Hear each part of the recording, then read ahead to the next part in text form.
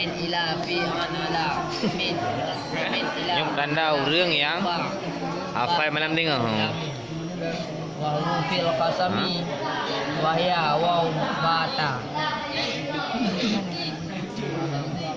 dan PE satu DPE dengan kasih sofa dan tasaleh yang sakit dan huruf satu huruf dengan barang yang hana patuh besertanya barang oleh tanda isim dan tanda PE.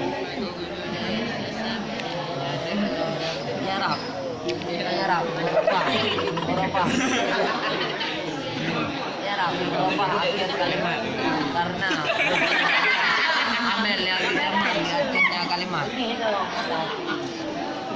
dijemang pada lafal atau pada takdir.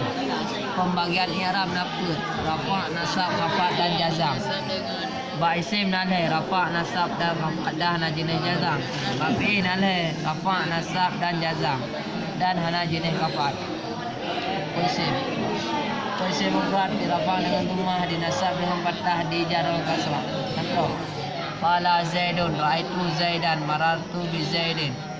Bukunya matasir dirafa dengan dhammah, dinasab dengan fathah, dijar dengan kasrah. Contoh: qala rijalu, ra'aitu rijala, marartu bi rijalin.